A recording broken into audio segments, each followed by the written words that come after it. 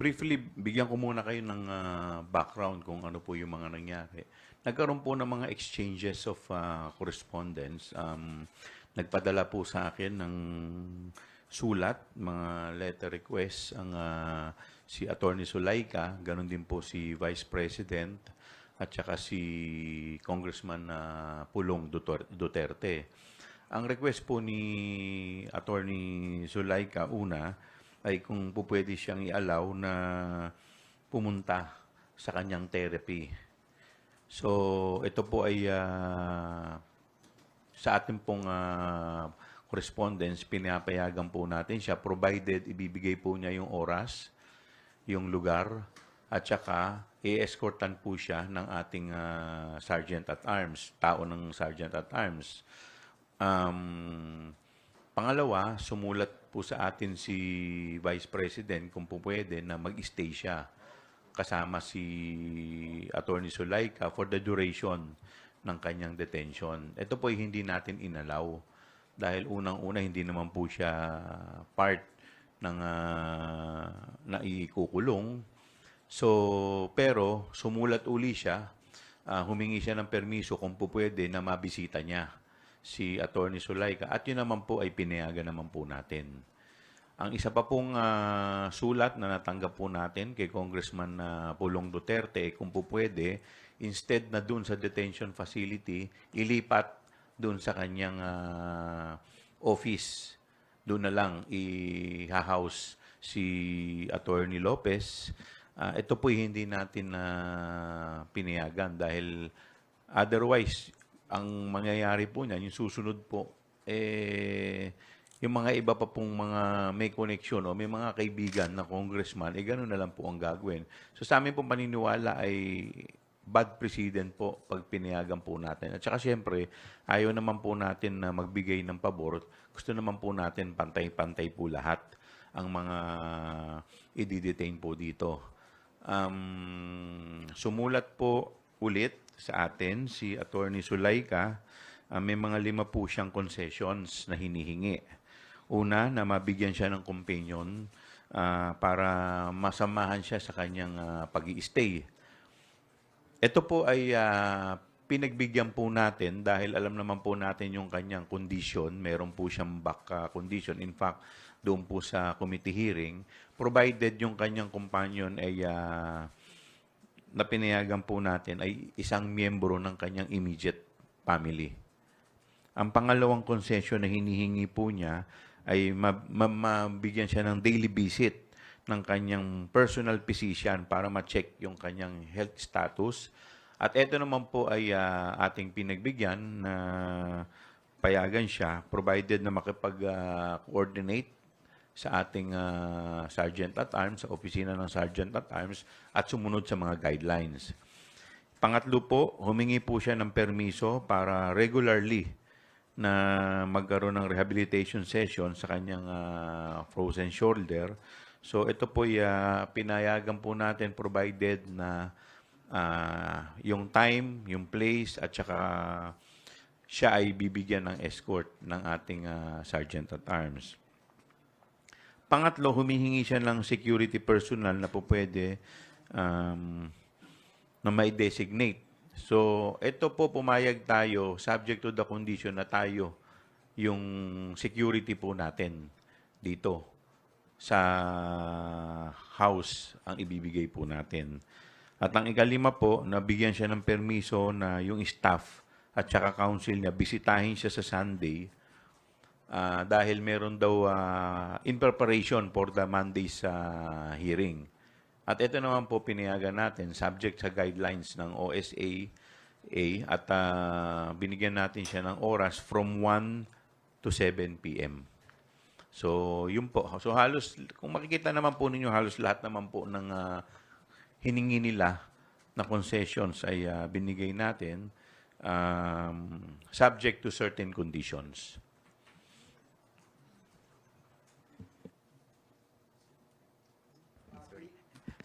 Sir, hi. Tristan po from Newswatch Plus. Sir, confirm ko lang yung first request ni VP Sara is to accompany Attorney Lopez po na magstay siya rin sa detention, sir, until matapos ni Attorney Lopez yung detention niya? Yes po, yun po yung initial letter niya na hindi naman po natin napagbigyan dahil siyempre meron naman po tayong sinusunod na guidelines.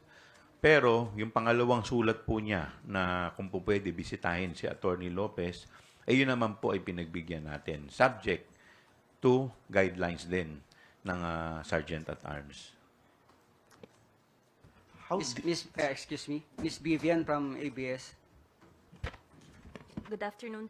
Sir, so hindi po pinayagan si Vice President Duterte na magstay dun sa detention facility, pero outside the detention facility, pero within the Batasan compound, allowed po ba si VP po mag-spend, for example, ng weekend doon?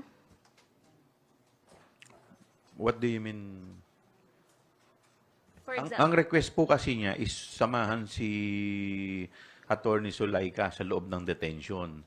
Hindi naman po natin papayagan kasi hindi naman po siya detainee. At saka sa totoo lang, syempre medyo high profile po to eh. It will require so much security.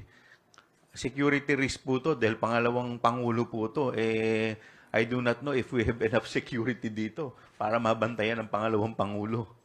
kasi I understand last night dun siya nagstay sa office ni Representative Duterte. So, pwede po ba siya doon magstay for the night? Oo.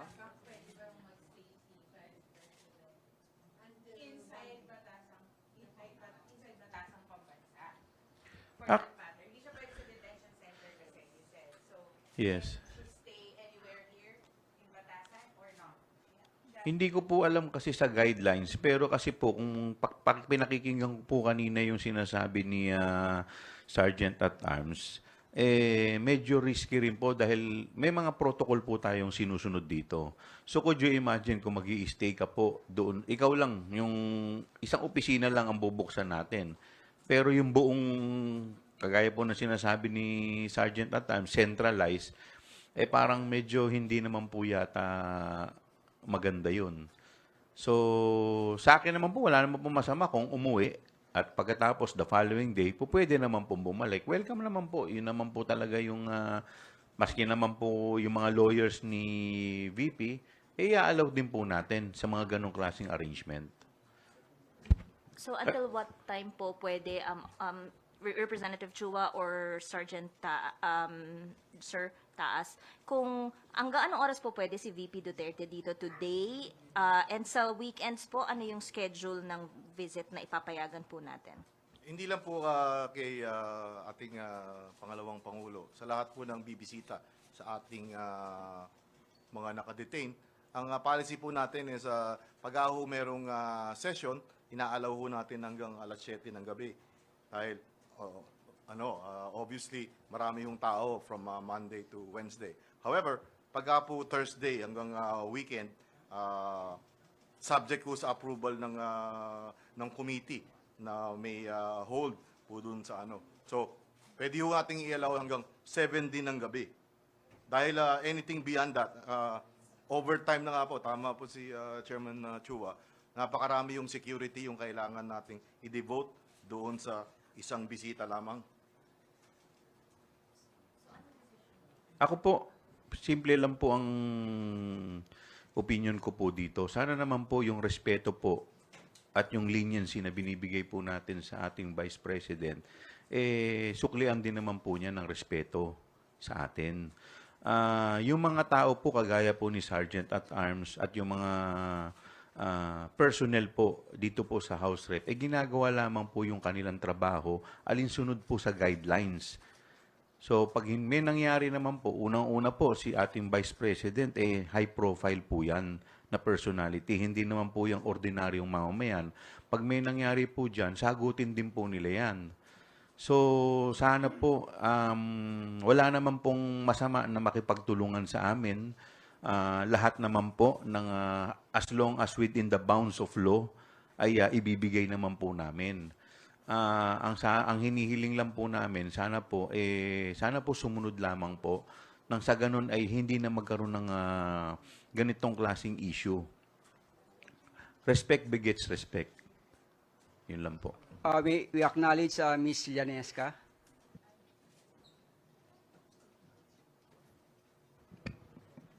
Good afternoon po. Linesca Pantilla, May News Online. Sir, what would happen if the Vice President chose to stay? What would be the... Ano ba yung provided for by the rules of the House? Given such, if there... In the event that there is a defiance on the... People na tayo mga Pilipino, pinaka most hospitable na mga mamamayan sa buong mundo, na kaya po kung ano lang yung i-request sa atin, pinagbibigyan naman natin. So, hindi ho na-cover yun kung ano yung gagawin. At ngayon nga po, kung gamitin itong pagkakataon na to para ipaabot, yung pakiusap na rin po ng mga security ng ating pangalawang Pangulo, na kung maaari nga po, sasabi ho ni Chairman kanina, pwede naman mong dumalaw bukas. Huwag na lang ho mag-stay dito sa gabi. Dahil alam niyo yung gabi, talagang kailangan doblehin natin yung security dahil pangalawang Pangulo nga po ito. So kagabi po is medyo marami-rami ho yung nag-overtime. Dadagdagan ko lang po yung sagot ni Sir, no, ni Sergeant at Arms, na kung gusto po niya ng much longer time, siguro po pwede naman po siyang mag-request ng extension. So sa ako tingin ko naman po, kung reasonable naman po, yung extension na hihingin, another hour or 2 to the max, wala naman po, pagbibigyan naman po natin. Pero sana naman po, wag naman po niya isagad kasi po it will, parang hindi po magandang precedent. Otherwise, sasabihin po na meron po tayong pinapaboran dito. Porke po ba pangalawang Pangulo, pinapayagan ninyo?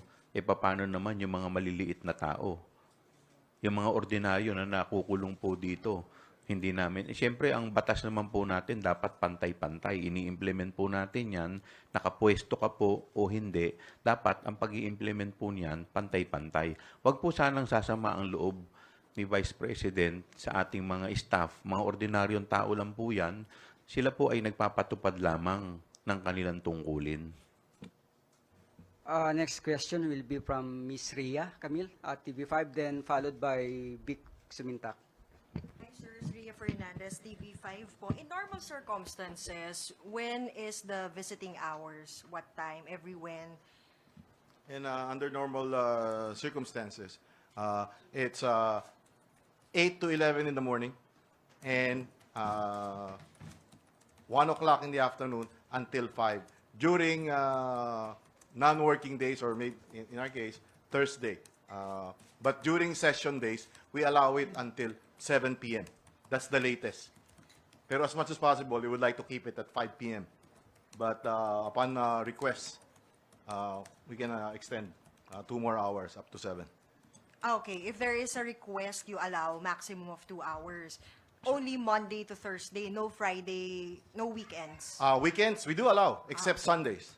Okay, and on weekends, we allow visitation from 8 to 11 in the morning and 1 o'clock in the afternoon until 5, Until 5. Sir, except none on Sundays. to your recollection, sir, in the House's history, is this the first time that this happened? I've been the Sergeant at Arms since July of 2022. Yes, the answer is yes. It's the first time we've experienced this. Until now, as we speak, sir, the Vice President is still in the office of Congressman Duterte. Before coming here, she was still at the detention facility together with Attorney Lopez. I would have to check if she's still there and I'll get back to you. Okay po. Kong Joel, are we considering going to the office of Kong Duterte to personally appeal to the Vice President and relay yung ating concerns, most especially na it will entail a lot of security if she will remain defiant or she will be defiant? Well, siguro mami, pag-uusapan muna namin ni Sergeant at Arms what is best, no? But ako siguro naman, tayo naman mga reasonable tao tayo eh. 'Di ba? Lahat naman po tayo dito, lingkod bayan. So, ang trabaho po natin bilang lingkod bayan ay sumunod sa batas at magpatupad ng batas. Eh kung tayo po mismo hindi susunod sa batas, eh paano pa natin ipatutupad ang mga batas? halimbawa po, kunwari po, you want to set limits already to the visit po. Meron po ba tayong parang ano ba, penalty for And someone? ma'am, to cut you Yeah, okay, short, no? Dapat pa bang sabihin na sumunod sa batas? Ang ating pangalawang Pangulo, ang ating pong pangalawang Pangulo ay isang abogada. Siya po ay pangalawa sa pinakamataas na opisyal ng ating bansa. Nag-oath po kami ng aming panunungkulan na kami po ay susunod sa alituntunin. So sa tingin ko naman po, magiging reasonable naman po ang ating pangalawang Pangulo. At sa tingin ko naman po, ay alam naman din po niya kung ano po ang dapat niyang gawin at alituntunin po dito. Okay, sir. Sir, balikan ko lang yung tanong ko. Halimbawa, may isang tao na visitor and ayaw niya sumunod doon sa visiting hours na sinet po ng house. Meron po bang karampatang parusa yun? Wala hong penalty clause yung ating guidelines as to yung security protocol as regards yung detention facility. Ang tingin naman ho namin, hindi nakakailangan yung ano na yun, nakamakarating pa tayo dun sa magkapataw pa tayo ng parusa. Dahil lang sabi ko nga ho, hospitable tayo, ang kailangan lang ho is magpaalam at tayo naman na mag-uusap. At malamang, mas madalas nga ho yung pinapayagan natin kaysa yung hindi. So hindi ho tayo makakarating dun sa kailangan pumataw dahil yung sa experience ko, yung mga napakiusapan ho namin na sumusunod naman po. Sir, very last from my end, to Kong Joel po. A couple of days ago, sinabi po ng VP na parang yung mga nangyayari sa staff niya, naapektuhan sila, no, nadadamay sila because of the political persecution sa kanya. What's your reaction to that? Ito pong ginagawa namin, trabaho lang po namin to eh. At meron pong ni-refer po sa ating committee. Ito po inaksyonan po natin. At ang pinag-uusapan po natin dito ay pera po ng bayan. So, wala naman po kung nakikita dito na politika. Ang nakikita ko po dito ay may pera pong nawawala, may mga questionable po na transaksyon. At siguro po, ang tanging makakapagbigay linaw lamang po dito ay ang ating pangalawang Pangulo at yung kanyang mga staff. After Vic Sumintak, dalawang questions na lang po. Salamat. Sir, good afternoon. Just a clarification. Kong Joel, what if the Vice President opt to stay gaya ng kanyang ginawa last night, even without the electric supply in the office of Congressman Pulong, then anong gagawin? Trabaho po yan ng ating Sergeant at Arms. Kayang-kaya na po ni Mr. Sergeant at Arms yan. Pero sana wag na po niyang pahirapan dahil sumusunod lang po. Ulitin ko po ang pakiusap ko na ang ating pong mga empleyado dito, kasama na po dito ang ating Sergeant at Arms, ay ginagawa lamang po nila ang kanilang tungkulin at trabaho. Sana po sumunod po tayo sa mga patakaran dahil ito po ay pagpapakita lamang ng respeto sa institusyon. Our next question from UNTV. Hi, sir. Good afternoon. Just a clarification. Yung President or Vice President asked to stay with Attorney Lopez inside. But I just want to get or to know what were the specific reasons given by the Vice President, if any?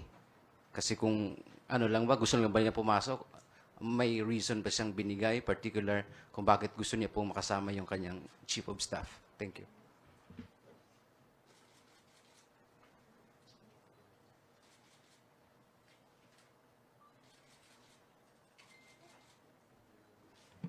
Meron po siyang 6 na dahilan na sinasite dito. For humanitarian reasons, I request for consideration of her situation given the following circumstances. Number 1, as you may have already noticed during her appearance in the committee hearing yesterday, she has persistent and chronic back problem that often further results in migraines. Number 2, she has expressed since yesterday that she is nauseous and lightheaded. Number 3, she has little sleep because of fears for her security and safety. Number 4, she is not used to being alone and is worried that other detainees may cause her harm. Number 5, she is still experiencing fatigue due to jet lag and sadness about the condition of her aunt. Number 6, she has requested me to join her so she may have peace of mind and get adequate rest. So yun po yung 6 na reasons kung bakit po niya nire-request. Sir, kaunting sundot lang. So, kasi yun yung kinukonsider niyo, tinitingnan niyo. So, hindi justifiable yung reasons na binigay po ng Vice President rather. Thank you. Well, unang-una, hindi po namin mai-allow siya dahil unang-una, hindi naman po siya detainee. Pangalawa, high profile po siya. Baka mamaya may nangyari po dyan. Kawawa naman po yung ating mga empleyado dito. Alam naman po natin, security risk yan. Pangalawang pangulo po yan. At pangatlo ay ngayon po, isa sa mga hinihingi po ni Attorney Zulaika, siguro mas maganda po kung immediate family. Yun po ang pinayagan ko po, yung immediate family. Thank you. Thank you very much. Kung wala na po, perhaps we can... one more. Kung, siguro po, how would you describe itong mga ginagawa ni VP Sara? Because she's not attending your hearing, pero pumunta siya nung nagpunta po si PRRD dito.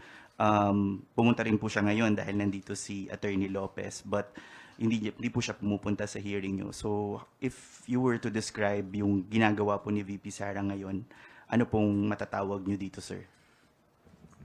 Lack of respect in the institution.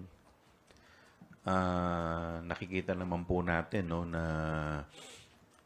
parang kung kailan lang niya gusto, kung ano lang ang gusto niya, yun lang ang gagawin niya. In fact, ngayon, sinabihan siya na, kagaya kanina, naririnig ko kay Sergeant at times, sinabihan siya to leave the office of Congressman Pulong, pero hindi pa rin niya sinunod. So, parang sa akin lang na kasi tayo, official tayo dapat careful tayo sa ating mga aksyon. So, dapat ito ay tinitignan din natin kasi it will show our character. Nagre-reflect yung character natin sa ating mga aksyon. So, sa akin lang, hindi ko naman masasabi kasi si Vice President, nakita naman natin, mataas ang pinag-aralan Isa po siyang abogada. So sana, yung respeto sa mga tao, lalo na sa mga mas maliliit sa kanya, sana ibigay din po niya. With that, thank you.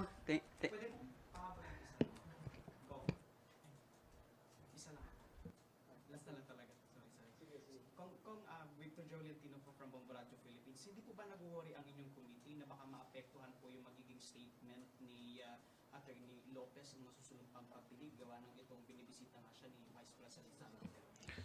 Well, to begin with, wala pa rin naman sinasabi si Attorney Lopez sa amin So, unless siguro may nasabi siyang medyo mabigat, maapektuhan. Pero as of now, hanggang ngayon, parang, in fact, isa nga rin yan sa dahilan kung bakit po siya naikulong ngayon. Dahil nga dun sa totality nung naging acts niya nung nakaraang hearing. So hopefully, in the next scheduled hearing, magsabi na siya kung ano po yung talagang nangyari. Thank you. Siguro, if our guests have closing statements, kung Joel and General Taas.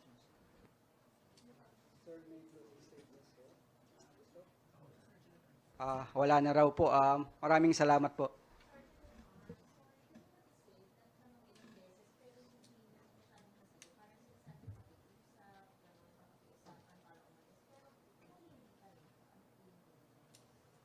Alam nyo, hindi ho tayo...